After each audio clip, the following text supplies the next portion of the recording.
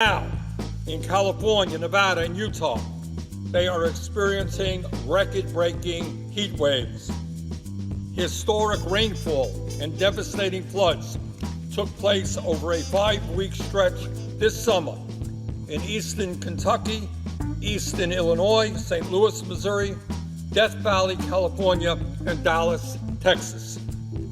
These are supposed to be a once-in-a-thousand-year torrential rainfall. Flush with federal crisis aid and their own surging tax revenue, states have cut income tax rates for individuals and businesses, expanded tax deductions for families and retirees, pared back property taxes, waived sale taxes on groceries, and suspended motor fuel taxes to offset inflationary price spikes. Many have also provided relief to immediate tax rebates. Republicans and Democrats alike have joined the tax-cutting trend during a midterm election year, yet divisions have emerged about how far to go. While Democrats generally have favored targeted tax breaks and one-time rebates, some Republicans have pressed for permanent income tax rate deductions that could lower tax bills and state revenues for years to come. Some budget analysis warned that permanent tax cuts could actually strain states during a future recession. The U.S. economy has shrunk for 2 straight quarters this year, meeting one informal sign of a recession.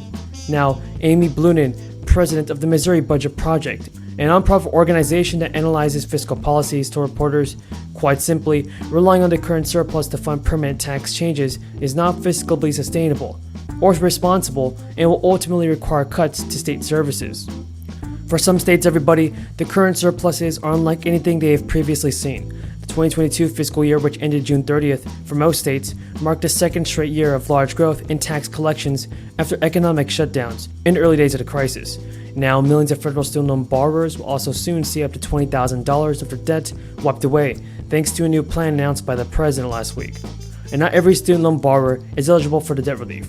First of all, only federally owned student loans qualify. Private student loans are excluded. Second, high-income borrowers are generally excluded from receiving debt forgiveness. Individual borrowers who make less than $125,000 a year and married couples of households who make less than $250,000 will see up to $10,000 of their federal student loan debt forgiven. If a qualifying borrower also received a federal Pell Grant while enrolled in college, the individual is eligible for up to $20,000 of debt forgiveness. Pell Grants are awarded to millions of low-income students each year, based on factors including their family size and income and the costs charged by their college. The Department of Education says it already has income information for nearly 8 million borrowers. Those borrowers automatically receive the debt relief if they meet the income requirement. Other borrowers need to apply for the student loan forgiveness, and the Department of Education doesn't have their income information on file. Now, it is also important to remember that borrowers will not have to pay federal income tax on the student loan debt forgiven, thanks to provision that at this point was never going to be implemented anyway. But even using their rosiest assumptions, the deficit reduction they would have achieved with the Inflation Reduction Act was wiped out completely 8 days after the bill was signed by the president's costly, reckless student loan giveaway. Mr. President, Democrats have clearly been seeing the polling on Americans' opinion of the economy and their lack of faith in President Biden and Democrats to deal with the economic challenges that we're facing. That's unquestionably why Democrats named their bill the Inflation Reduction Act and touted their commitment to deficit reduction in an attempt to suggest fiscal responsibility.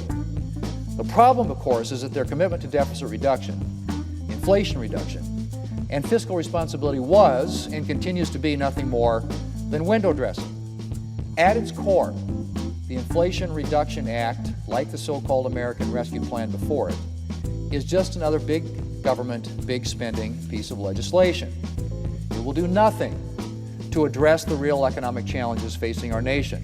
Instead, it will waste taxpayer dollars on Democrats' big government fantasies. It will drive up energy costs in the service of Democrats' Green New Deal agenda.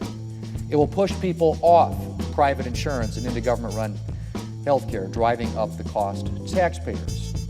The legislation imposes socialist-style price controls that will discourage medical innovation and reduce the number of new treatments and cures. It imposes new taxes on businesses that will slow economic growth and result in lower wages and fewer jobs. And the list goes on.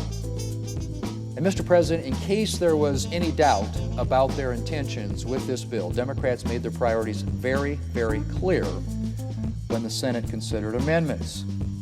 Democrats Democrats' so-called Inflation Reduction Act hikes taxes on domestic oil and gas production, something that will unquestionably result in higher energy prices for American families who are already facing higher energy bills in the Biden economy. And during the amendment vote-a-rama on this legislation, Democrats made it very clear that and we're seeing them coming all together within a few weeks. Right now, Europe is experiencing its worst drought in over 500 years. And let's remember, when we talk about drought, it's not only, boy, is it hot, it impacts agricultural production and the quantity and quality of food that we eat. Mr. President, a massive heat wave in Spain and Portugal killed more than 2,000 people in July.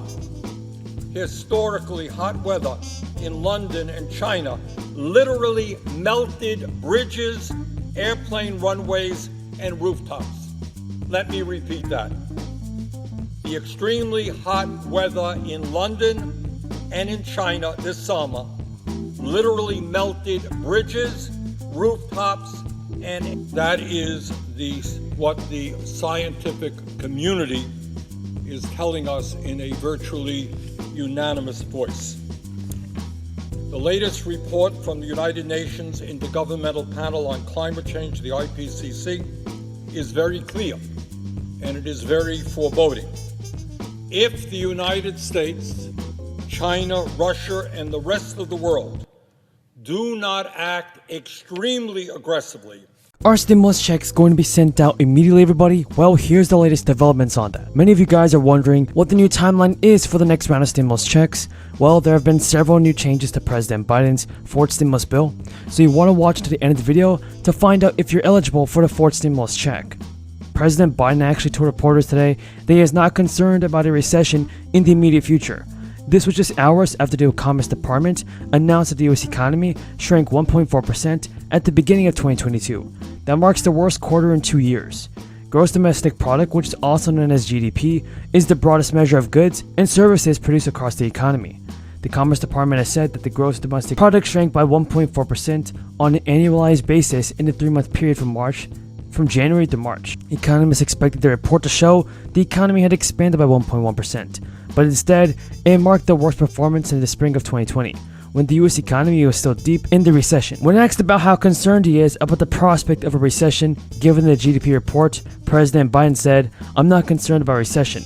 The GDP fell to 1.4%, and here's the deal, we also had last quarter consumer spending and business investment increase at significant rates." President Biden also stated, "We're in a situation where we have a very different view than Senator Scott of Republicans that want to raise taxes on the middle-class families and want to include half of small business owners." The president was referring to a